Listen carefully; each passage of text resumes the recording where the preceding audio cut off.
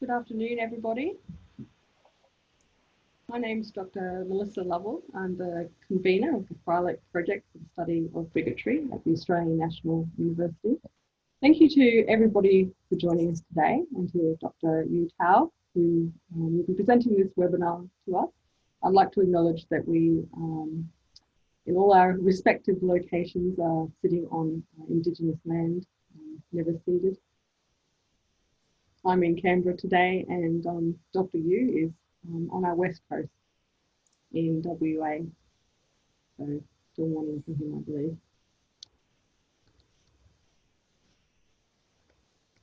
Well, thank you everyone for joining us for this Freilich Research Network webinar.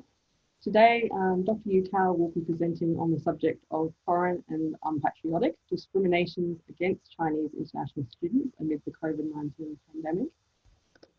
Dr. Tao is a senior lecturer in the School of Social Sciences at the University of Western Australia, trained as a political sociologist, and he focuses on state-society relationships in contemporary China and overseas Chinese societies.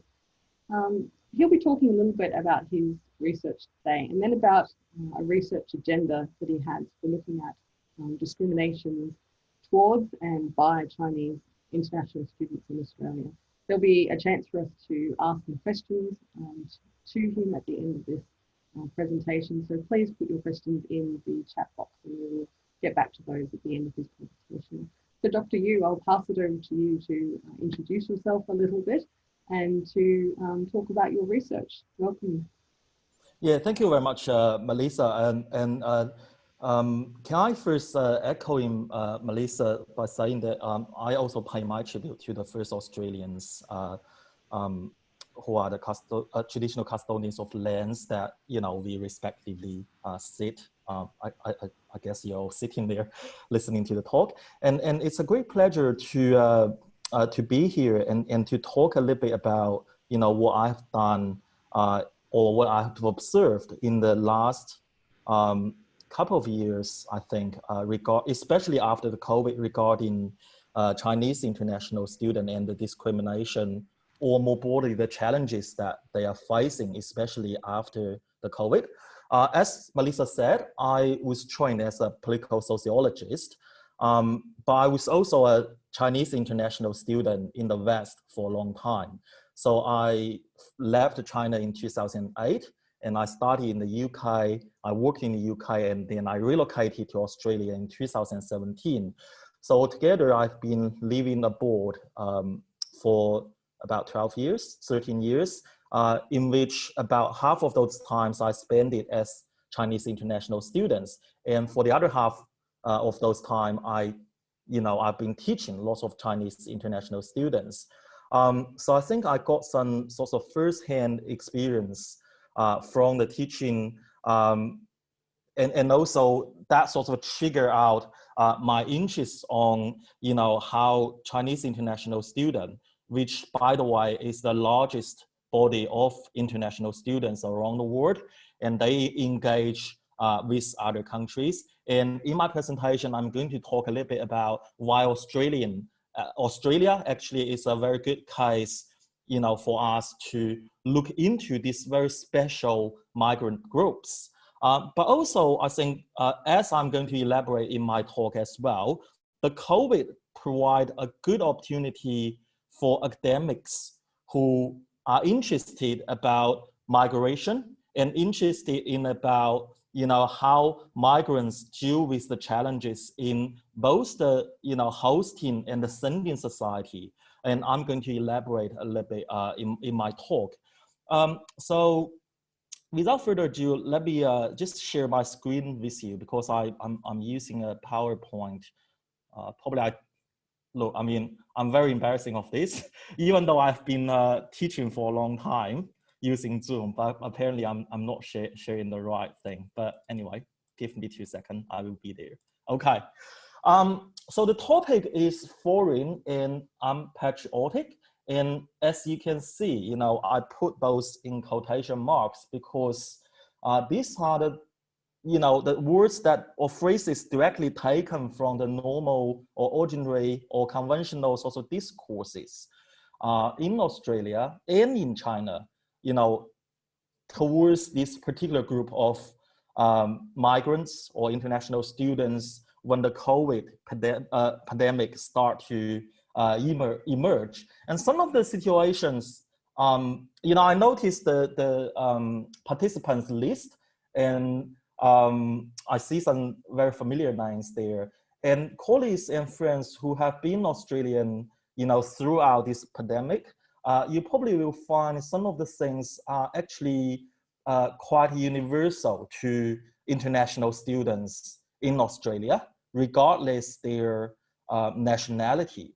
But I mean, I still put Chinese international students in the subtitle for two reasons. Firstly, as Melissa said, at the end or towards the end of the presentation, I'm going to talk about a little bit about the research agenda of a new project that I was very lucky to get sponsorship from the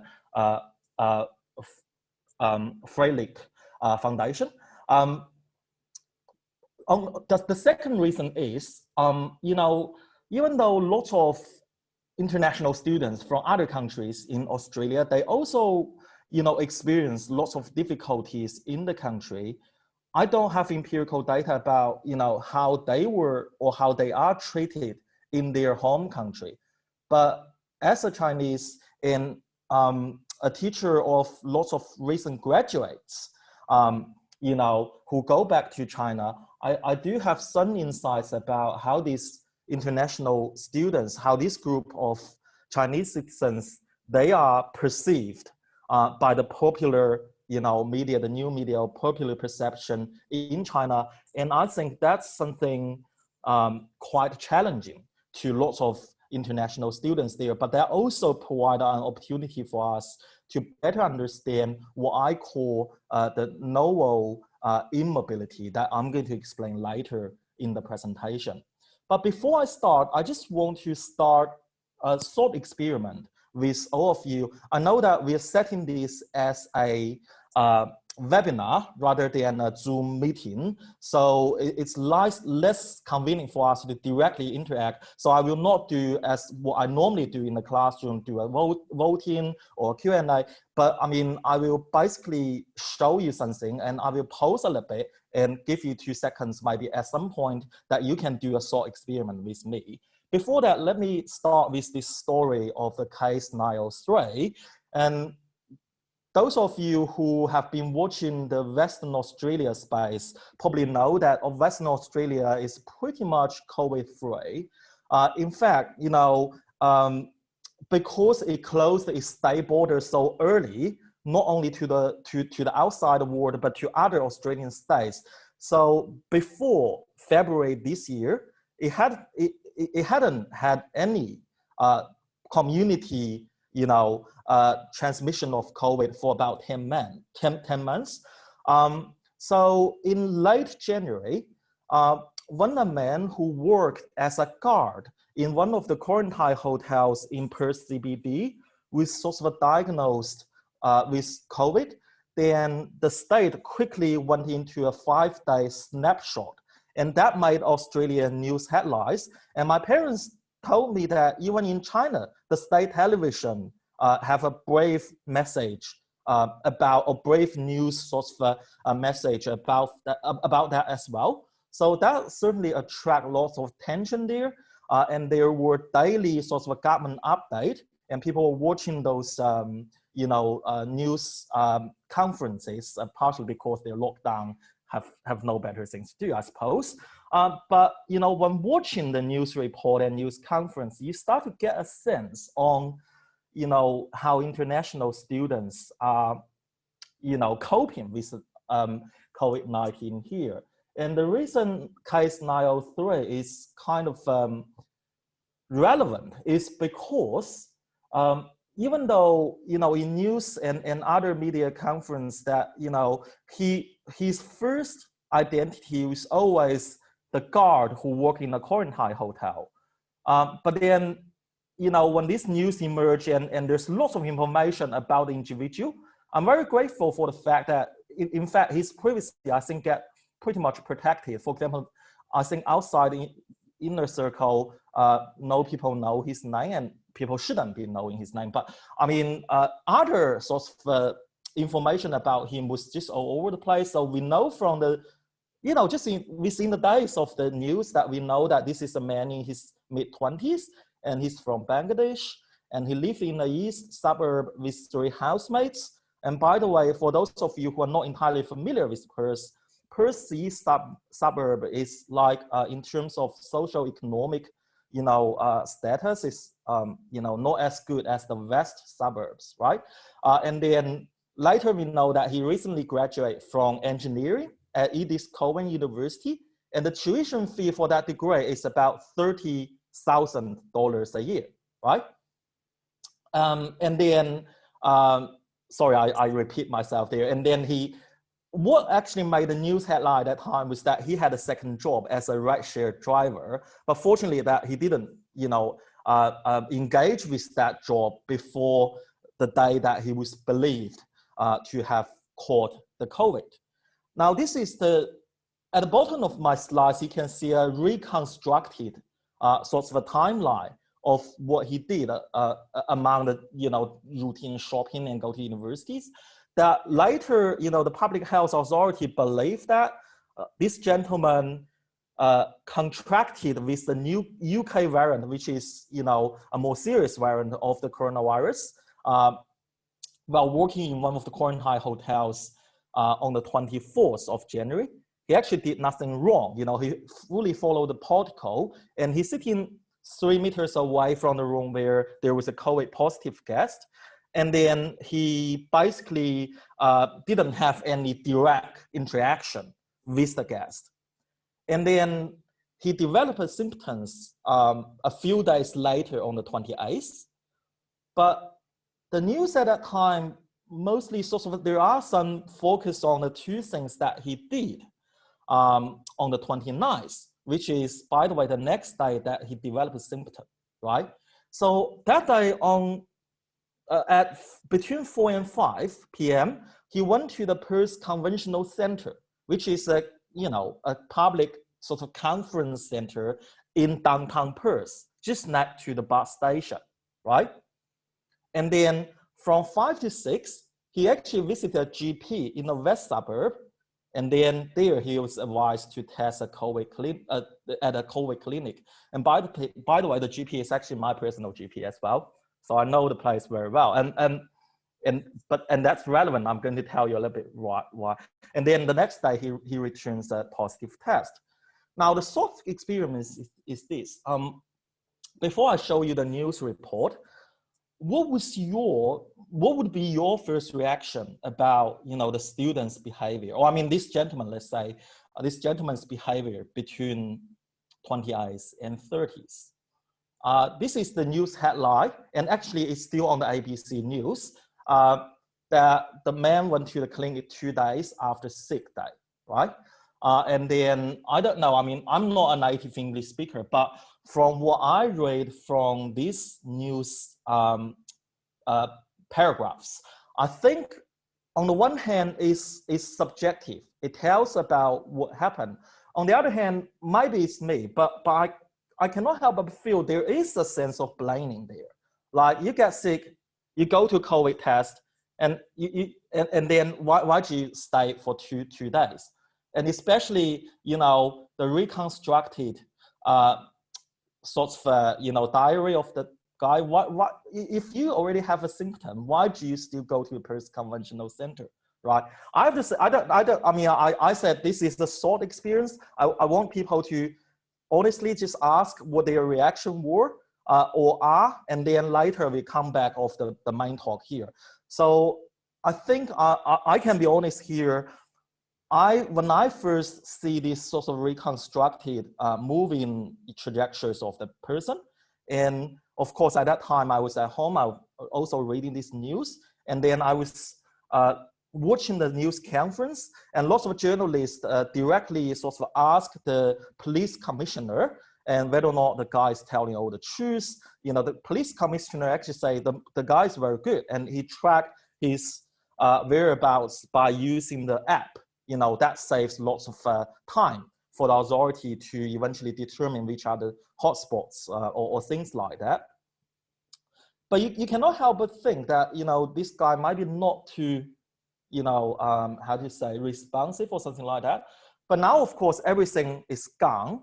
So he actually didn't pass various to any other people. And then we sit back, all those things gone. It's easy, I think, now for everyone to reflect on whether or not our first reactions were justifiable. And I have to say, I'm quite shameful for what I thought, about the guy, because I thought he was a little bit selfish. But let me explain here. Now, on the 28th, he developed symptoms, but those symptoms eventually turned to be quite mild, like symptoms that we might all catch. And so he went to the pharmacy, he buys some things. Yes, there is this saying that if you're unwell, you should consider to go to the COVID test. But he has work and he has other things, right? So I think later, and then the fact that he eventually didn't spare the COVID to other people means that his symptom was quite mild. It wasn't quite a serious case. Now we need to ask ourselves, as a very healthy young man in the mid-20s, is the first reaction that all of us, is to go to a COVID test. Maybe some of us are, or maybe after this whole thing, I would, right? But before the thing, you need to bear in mind that Perth hasn't been contacted or has any COVID for about 10 months, right? And why did he actually go to the Perth Conventional Center? That's the thing making me really annoyed during that time. I was thinking, if you get symptoms, that's fine. You don't see a GP or you buy some pharmacy, you should stay in home, right? At home. Why do you go to Conventional Center? Well, it turned out to be that he recently graduated from this engineering degree, and he's about to attend the graduation ceremony. And he was there to collect his guns, right? And then that happened to be on the way to this GP. And why, at that time, I was thinking why he was, living in East Perth, but come all the way down to the West Perth, and then to see my GP, really, my personal GP. But I know the GP very well. The GP is also from, South Asia. The man's from South Asia, but more so that the GP is bunker built.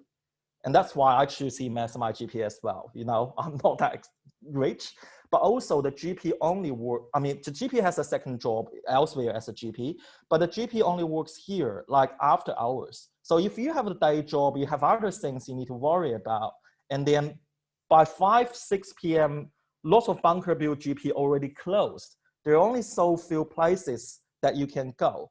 So, the reason I want to kick off by this story, and by the way, this guy is not a Chinese international student, but he is an international student, is to say that the discrimination against the international student or any person is quite subtle, quite trivial, and sometimes not so explicit in our mind. So that's why, it warrants, a research to actually specifically talk about, and then you need some empirical data on, how these people experience during the COVID. We can imagine the difficulties that they have gone through, but I think including this talk that I'm going to give, lots of things are coming from news report, which is pretty good. But in order to be more rigorously, we need to have some purposely designed sort of research, on the international students. But before that, let me start from the homework that I've done before I start this new project. The new project is about discrimination, against and by Chinese international students in Australia during the COVID. I'm going to elaborate a little bit, but I think to summarize, without empirical data, but just summarize what they have gone through is actually quite easy. So some of you might be familiar with this Clash pop song, Should I Stay or Should I Go? I think basically for lots of these students, especially Chinese international students, no matter they stay or they go back to China, they all face considerable troubles. But before that, I want to just give you some backgrounds. I know some of the colleagues and friends here are probably quite familiar with this. Other people are more interested probably on the topic itself, not necessarily have substantial knowledge about educational mobility or what I call the involuntary immobility. And so I will give some backgrounds about Chinese international students in Australia before the COVID, and what the national policy sort of made their life difficult during the COVID. Then I'm going to talk a little bit about the discriminations that they faced. And I call dual discriminations because they face discriminations here as foreigners, and some of them, or I mean, they also face discrimination from some of the people back at home who believe they are not patriotic, and hence, you know, you got those two words in the title slides. And then I'm going to outline a new research project. So, as I said, you know, Australian provides an ideal setting to examine the struggles, including discriminations, faced by Chinese international students in the COVID pandemic for a lot of reasons. And firstly, you know, actually, you know, as I said, China has been the largest sending country of international students by far in the last 20 years. And Australia is one of the major education destinations. It's not the, you know, the first or, you know, the places most Chinese students go. I think the first or I mean, the most popular educational destination for Chinese international students is the United States, and then followed by the UK. Australia, as sometimes is the third, but I'm not sure about latest data. Has that been taken over by Canada? Because UK and Canada, these countries are more flexible in terms of their border controls during the COVID, I don't know. But Australia is one of the major popular educational destinations. But among all those destinations, it was the first to close its border to China, and not to a particular place of China. It's, you know, the whole China. And also the Chinese international still means quite a lot to Australia. And you know, before the COVID, international education was actually Australia's third largest export. And now it's the fourth largest, taken over by natural gas. I think partially because natural gas is so expensive now. I'm not sure if that's also driven by China's economic development or something like that, but partially because due to the COVID, you know, the new enrollment, you know, if you look at the news, actually, there's lots of positive news saying that the university is not losing as much as they anticipated, because lots of the international students are loyal in the words of the media during the COVID, that they didn't quit, right? And that's part of the story. But if you look at the new enrollment, that's probably a challenge still behind Australian universities. But nevertheless, you know, even nowadays, international education became the fourth largest export of Australia. It is still a big, you know, pillar of the national economy here. And the Chinese international students make up more than a quarter of the country's international population. So it has this significant weight there, right? And I think lots of Chinese international students here, they actually spend lots of money. And unlike some popular perception that lots of them come here for the PR, actually in comparison with Indian international students, for example, I think lots of Chinese international students, they return back to China after the study, but they actually spend more money here in Australia. So across the international education sector, the Chinese international students sort of spend or bought about $10 billion to Australia economy a year. And by the way, I mean, the Austrade used to have a report, like their research report on this in their website. And I cited that, and other people cited it as well. I'm not sure why in the last 2 months, it just disappeared entirely from the Austrade website. So is it because they're afraid of the criticism or something like that? I don't know, but that was a fact. So Chinese students actually spend lots of money here. But more importantly, you know, you think about Australia and China, they have so much difference in terms of the language, the culture, the values, governance, and politics. So the students who came here, even in normal times, they would face lots of culture shocks and other things. And maybe that's a reason, some parents want to send their kids here because they get trained, right, in the life.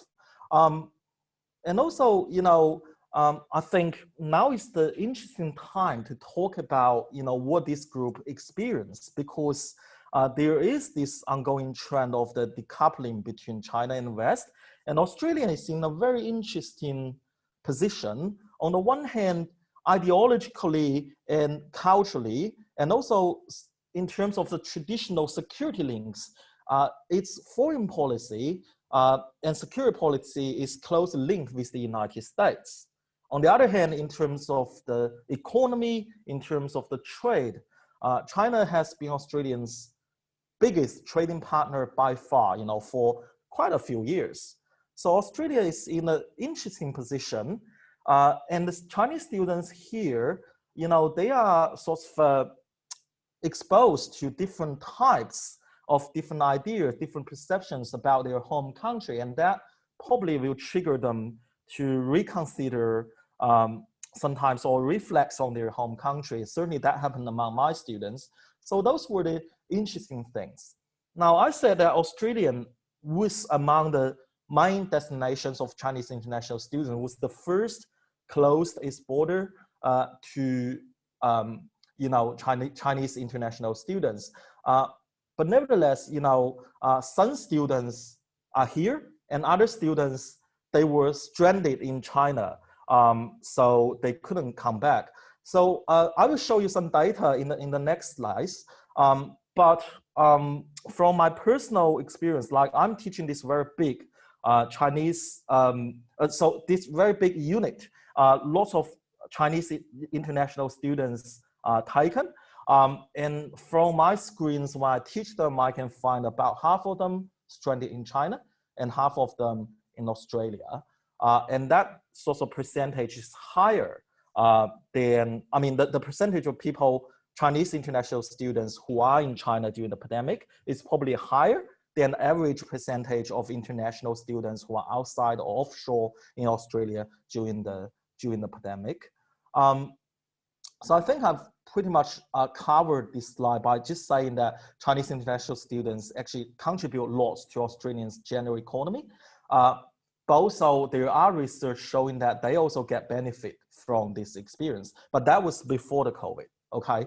So when COVID emerged, firstly in Wuhan, in mid-China, in late 2019, very early, 2020, Australia actually moved very swiftly.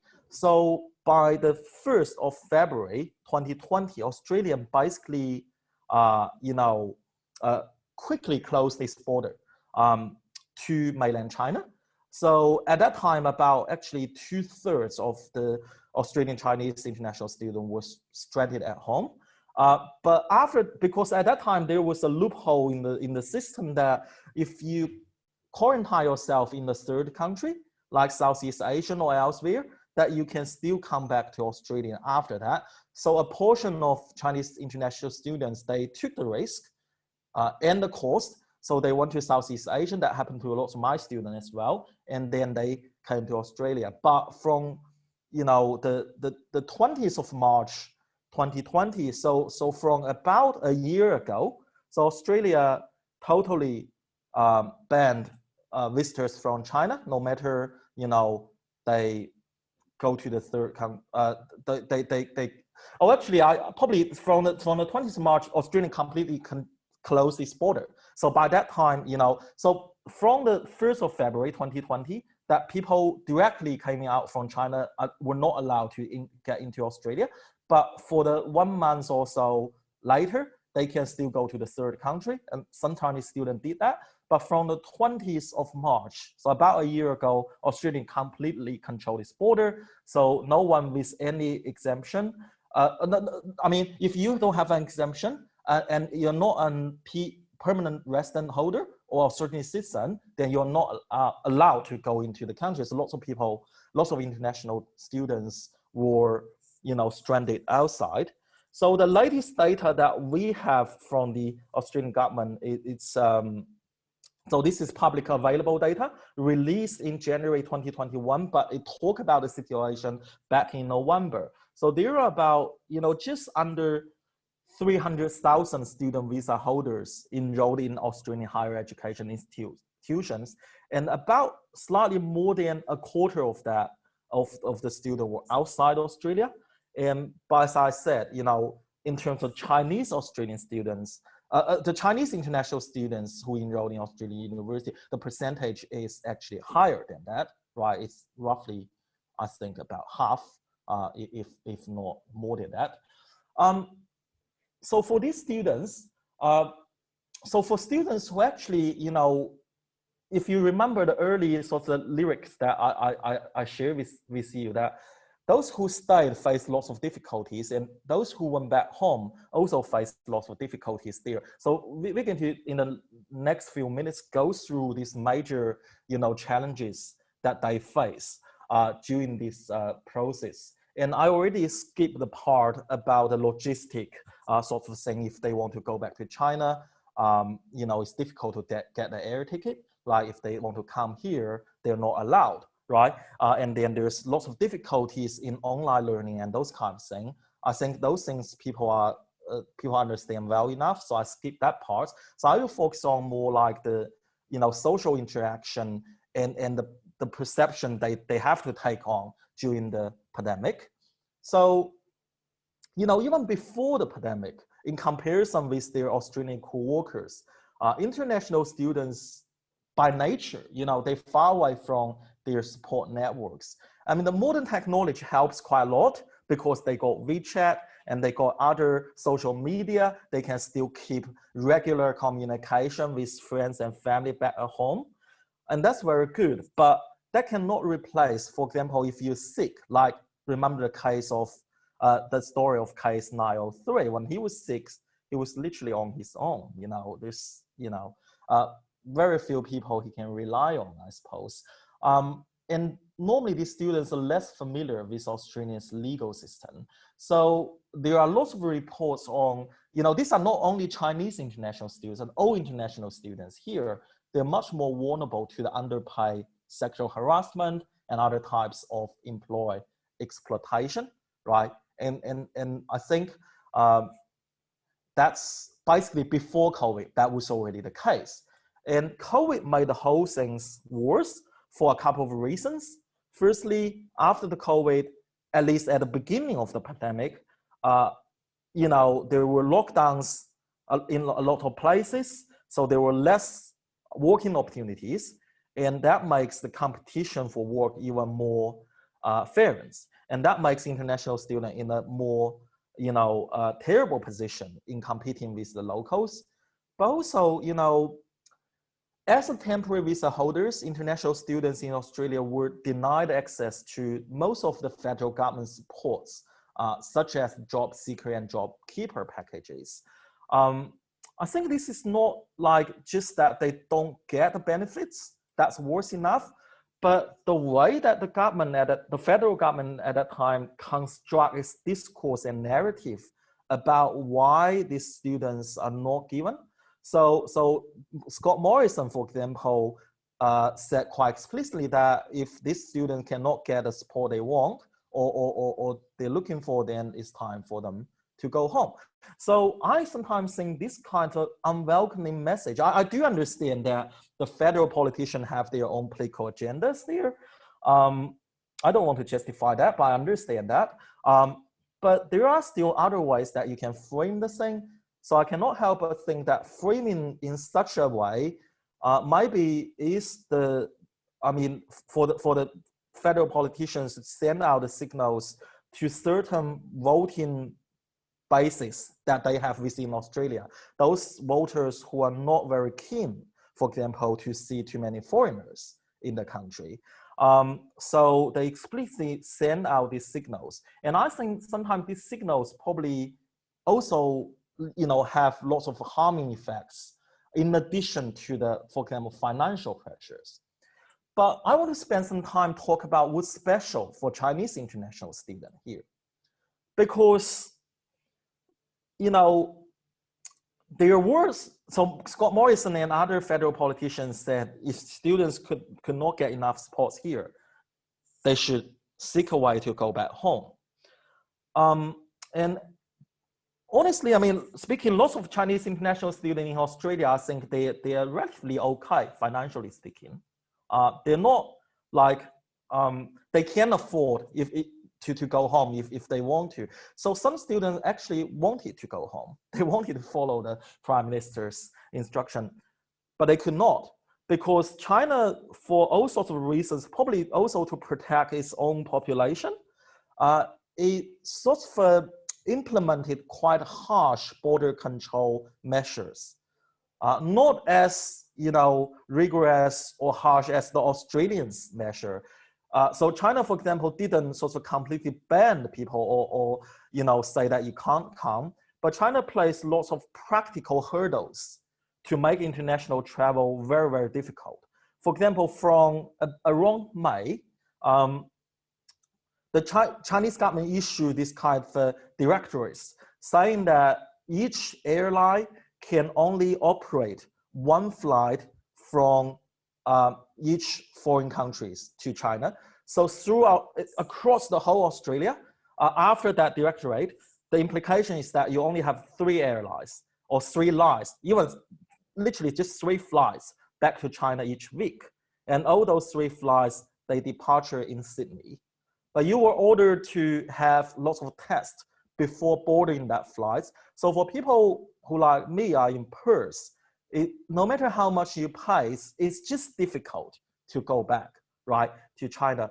But the problem there is that there is a crisis of expectation for the Chinese international student to their own government as well, at least for some of them, because at that time they really wanted to go back home, but they find it's almost impossible to execute their plan. And they feel this sense of abandonance, which I suspect will have quite some moral and psychological impacts on their well-beings. But the reason for that was years before this pandemic, actually China got lots of PR campaigns, right? These public relations campaigns, publicity campaigns saying, and there's lots of, highly received sorts of popular movies trying to, basically you see this is one of the movie stars in China. And these movies always tell people that, no matter where you are as a Chinese citizen, if you're in trouble, your country is going to bring you back. I mean, I think we need to be fair to the Chinese authority as well. It's difficult for any country to operate this kind of, care to their overseas citizens. I don't think Australia is doing too good in this area as well, looking at the number of Australians stranded outside. So the Chinese government is doing their parts. But I mean, because of the high-key, high-tone propaganda things that they've done years before this, lots of Chinese citizens do have high expectations that the government will bring their home as long as they show their passport, right? And that's not met, of course, expectation. But of course, in addition to the crisis of expectation, there were also this crisis of belonging. And then I think this the crisis of belonging is a result of the rising exclusiveness, both abroad, and abroad is kind of universal to all international students, I think, but also at home, which is kind of, I think, might be not so special to China, but certainly China also presents an interesting case to look at. So we know that, regardless their individual political views, when Chinese international students study here, I think they're automatically sort of trapped in this kind of diplomatic tensions between China and the West, right? And then, this kind of the diplomatic disputes between China and Australia I think actually started a few years ago when Malcolm Turnbull was the prime minister. And then he rejected the Huawei 5G case, and this tension already surfaced at that time. But the COVID actually made the whole sort of diplomatic survey, the tensions more explicit and more obvious. And then, lots of Chinese students, of course, they feel this kind of, rising sense of exclusiveness in Australia. So in Australia, there are lots of cases about, discriminations against international students, but also against Chinese international students. Because later I'm going to talk a little bit about research, so I will not talk too much here, but I think, the discriminations instance of this kind of things, they are all over in the news headlines, so people should be quite familiar with that. But it's interesting that many international students, Chinese international students, they managed to return home, they also found themselves quite unwelcome. There were this kind of a saying that, when the motherland, so in China, we call, the home country motherland, which is different from German's fatherland, but has the equal sort of similar sense, So when motherland needs you to contribute to the construction of make China great again or something like that. So this international student were accused of not paying tax in China and they're spending money elsewhere. And they were like, people perceive they come from quite wealthy family, so they probably get benefits from China's economic development, but not directly contribute, according to some popular opinions. But then, of course, some of them quite naturally, I think, got COVID outside China, and they want to go back to their loved ones. And then in the media, I mean, not state media, but the popular media perceptions, there were lots of criticisms to these international students, saying that they're quite selfish because they got COVID and they went back to China and tried to use China's, medical resources, despite the fact that these are Chinese citizens. They're entitled, to the medical treatment of their own home country. So they're pretty much sort of unwanted at home for a while. And I think that the Chinese government quite aware of the damaging of this kind of a popular sensation there, and they try to correct that.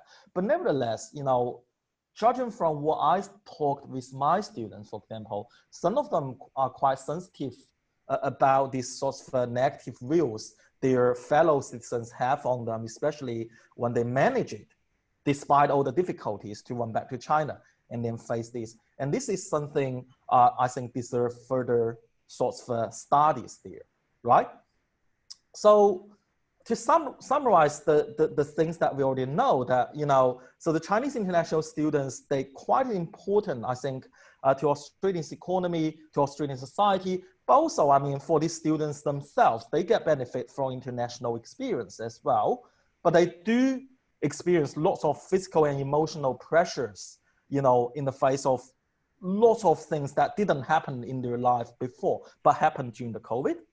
And I think they deserve some research because, practically speaking, they did nothing wrong. The COVID, they didn't cause the COVID, they didn't spare the COVID in most cases. So I think the public has, or the public institutions has an obligation to just understand the situation there. But more importantly, or equally importantly, academically speaking, I think, the COVID provided a good sort of kind of a nature experiment there, because Australians' border control is very rigorous. So if you are a Chinese international student and holding a class 500 student visa, then before the 20th of March, if you were outside Australia, you just cannot come back. If you came back, you cannot leave. So, people have been sort of, you can say, trapped or stranded or stayed in sort of completely different settings for more than a year or almost a year now. And whether or not, people choose to stay onshore, offshore during the pandemic is beyond, in many cases, their personal control. So random facts, we can say, determines who are here and who are offshore. So it's like a nature experiment, allows us to compare different type of circumstance, what kind of implication that they will have people's perception on, for example, how they perceive the discrimination on them, and then how they sort of cope with this different, kind of a circumstance there. So basically, thanks to the support from the Freilich Project, Freilich Foundation, I propose to just conduct a series of focus groups, workshops, and in-depth interviews to compare, Chinese international students who stayed in Australia during the pandemic and who were, mostly spending their time in China during the pandemic, and research two things. Firstly, what kind of perceived discrimination that they have, and then also what kind of discrimination that they developed, during the pandemic. I think the beauty of the setting that we have is that we can basically easily find pairs, students who are otherwise quite similar, study for the same project, in similar age, the same gender, coming from similar parts of China, because there are so many Chinese international students. But for random issues, reasons, one basically stayed in Australia during the last 10 months or so, last 12 months, and one stayed in China, or one stayed in China.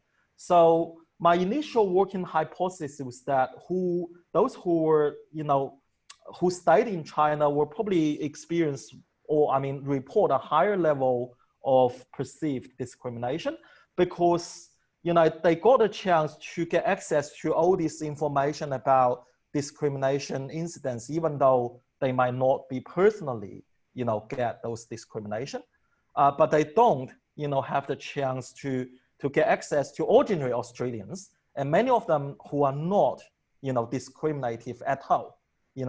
On the other hand, students who are here, who might have the risk to get discriminated. And by the way, I've done some pilot research, and I find actually there are these incidents, but way less in Perth. And many of them, even who are here, they say they are aware of the discrimination because they find their social media of their friends who study in the West, in the East Coast there, right?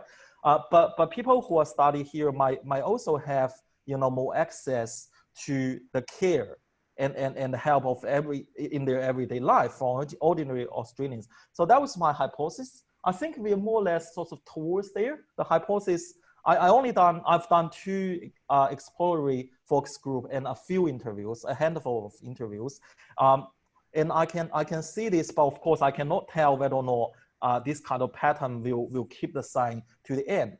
But a new pattern that I can observe from this very preliminary research is that we can find, people who sort of get more access to the daily communication to, ordinary Australians, even though they're in China. If they still have friends here, they tend to report less, this kind of perceived discrimination, or when they report this instance, they immediately also report that, but there are lots of carrying cases. Whereas those people, even in Australia, they don't have local friends. They tend to sort of have their news resources from mainly the Chinese state media or even Australian media, but they don't have the daily engagements there. And those people tend to have a higher level of anxiety and then the perceived discrimination. I know that, as I always do, I speak too much. That's my students always complain. So I think I will stop there. I know lots of parts were rushed, but I'd rather, have some time to engage with the questions if the audience do have questions there. But thank you very much for taking your time to listen to my research project. Melissa? Thank you. We have one question here yeah. from Sean. Thanks you for an excellent presentation, and says it widened his perspectives on an important issue. He says, you mentioned that other countries sending students to Australia have not explored these perspectives, and is wondering if there's an opportunity or potential to include non-Chinese international students in your future research, perhaps on a comparative sort of basis. Yeah, I think thank you very much, Sean. That's a very good suggestion, and I'd really like to extend the research, especially to Indian students, because in WA actually Indian is the largest sending country of international students, whereas in Australia, of course, the whole Australian China is by far the largest sending country. And I actually started some sort of work with a colleague here. Who is Indian national, and then we start to find, for example, Chinese and Indian international students, for example, their attitude towards the casual work here is quite different. And whether or not that makes them more or less exposed to different kind of discrimination, that's something we can question, because Indian students, at least in WA, like case, you know, Niall, sorry, he's Bangladesh, by the way, but South Asian international students, they normally take more casual work, and then like the case Niall 3, because he need to, you know, support his own study, and then he did 2 works there, right? Hotel guest and then ride share driver. Chinese international student, even if they work mainly for sort of a casual money that they want to spend. So when COVID happened, lots of them just quit, you know, and they probably for that they experience less, I think, direct those kind of discrimination. But definitely, it's a good suggestion. I think once we sort of established something from this Chinese international students group, we can use that as a reference group. We can compare with other groups, and Indian international students definitely. I mean, if we were to compare with other groups, that's the first group we should compare with, because they also, it's a very significant international student body here, but very different from Chinese international student in many ways. And I'd also like to know, for example, whether or not they also face this kind of discrimination at home, like being labeled as unpatriotic. I don't think Australian, for example, there are Australian students studying in Asia or elsewhere. I personally know some of them. I don't think when they come back, they were labeled as unpatriotic. I don't think that happened in Australia. So I want to explore that in other society as well.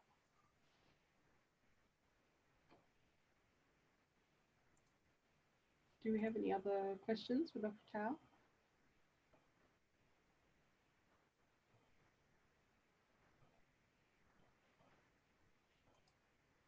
I have one for you. Yeah. So my question is, you mentioned the prospect of looking at discrimination both towards and you say by Chinese international students in Australia. I'm wondering if you're, I guess, what sort of discrimination you might be looking at. So how will you know when we see discrimination, what kind of descriptions are you looking for? And also, are you looking mainly at discrimination towards Chinese students when they return home, as you were looking at, or also discrimination that might be displayed by Chinese students, perhaps in the Australian community as well? I'm just trying to understand a little bit more that research question that you have and unpack it a little bit.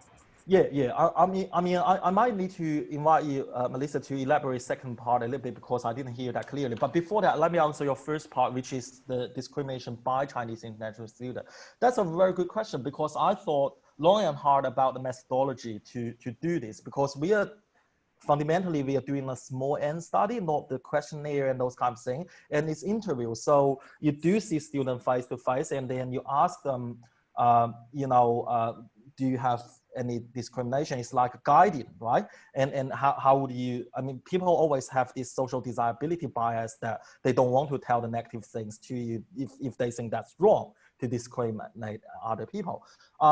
So what I have been doing is I just, because we do have, from the literature, we know that there are different sorts of mind populations that the Chinese students might sort of interact in their daily life, like, the colleges said, the Indian international students, there are local students, Aboriginal people, and white, the Caucasian Australian people, African,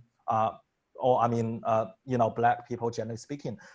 So what I do is that I didn't ask them any discrimination question. In the end, I just say that I have a few groups. I'd like just to talk through them and tell me about your story about, have you ever engaged with this kind of group? What do you think about them? And some students do have discriminations. I say Chinese international students, not many of them. I haven't gone through a large sample anyway. Some of them might have discrimination against Indian students. But it's interesting that their discrimination against Indian students is more explicit.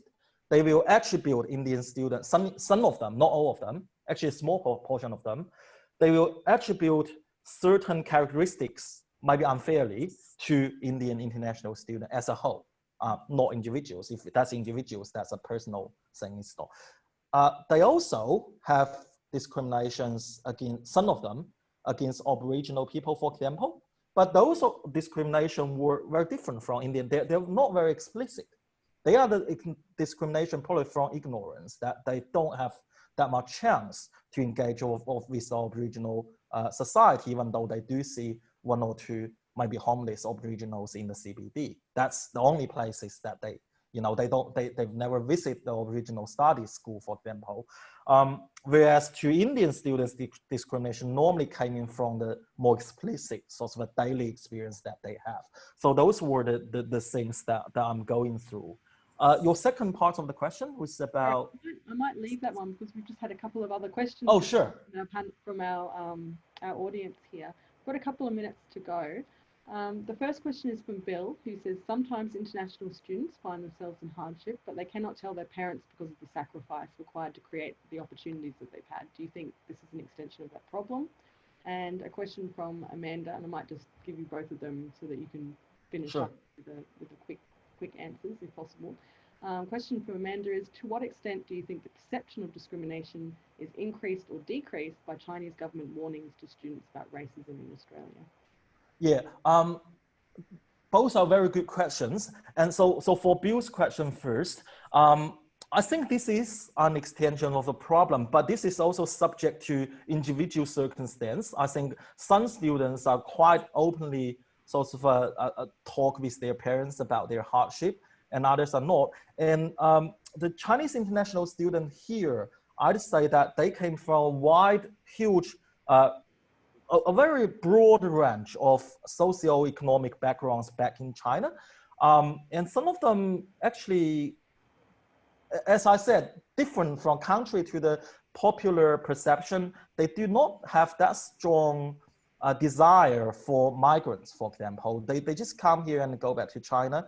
And what also challenged my perception all the time is that, for example, their attitude towards money.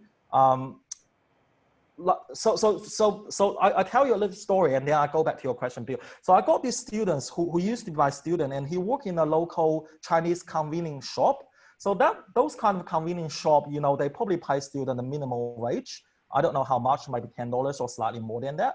So I went to there buy things all the time, sometimes a little bit embarrassing because she's always very kind, like very good student, always call me like in Chinese as teacher, which made me embarrassing. But there was one time about December last year, before the Christmas. So I asked, so how are you going to celebrate your Christmas or the holiday? And she said, oh, I'm actually flying back to China through Sydney tomorrow. And I said, wow, so how much would you pay for the air ticket? And she just said, oh, about $8,000. And that, of course, by their parents, I think. So I think some parents, they send their kids here to train themselves. And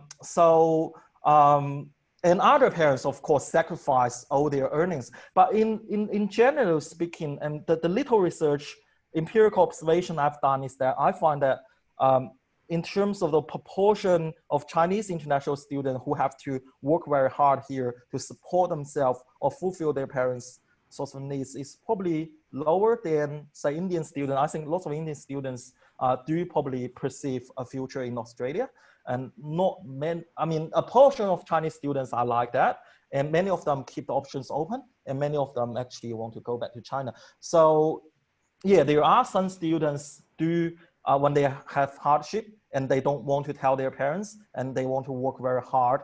And many students are not like that. But there is one particular circumstance exactly, match what you described there, Bill, is that some Chinese students, if they cannot pass a unit, and by the way, a unit is about $4,000 for them, and they need to retake the unit, they're not, or too embarrassed to tell their parents, and that will lead to what?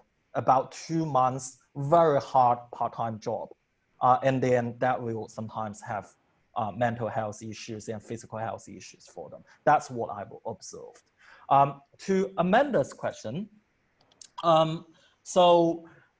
whether or not the perception of discrimination will be increased or decreased by Chinese government's warning. And I think that's an empirical question we're going to answer hopefully by this study. But from the limited data I've gathered, I'd say that those who already started here, they are actually quite realistic, I think. When you interview them, they always want to finish their study, especially those who have already done 2 years. And then they would say that lots of Chinese government's warning is a signal of the diplomatic tensions there or the political reasons. And that's how they try to interpret that. Whether or not that's their way to justify their own study to be continuing to protect themselves, or they generally think about that. I think that deserves some further research. But I mean, nevertheless, according to those information, I don't think those warnings would have any significant impact on their perceived discrimination either way.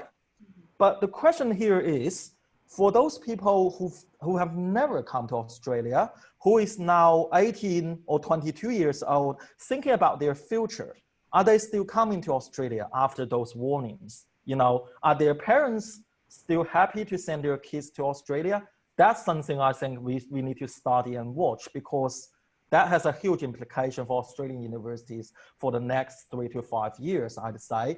But that's the place, you know, that's the place I think the Chinese government's directives or the warnings might actually change, you know, the directions of international students. So for that, I cannot think that this kind of warnings can decrease the perception of discrimination. There's no reason that it can decrease. It might increase the perception of discrimination, precisely because these people do not have substantive interaction with the Australian society in any way. So hopefully that partially answered that question. Well, unfortunately, we've actually run out of time, Yu. Yeah, sorry, yeah. No, that's very helpful and a very thorough response to those questions. Thank you to everyone who logged in today. Thank you to everyone for those questions. Thank you to you, Dr. Tao, for your presentation today. All the best with your research as it progresses, and perhaps thank you very much, Melissa. In another year or two to find out what you discovered. Yeah, I look forward to that, and thank you for having me, and thank you for hosting the session. Thank you very much. You're very welcome.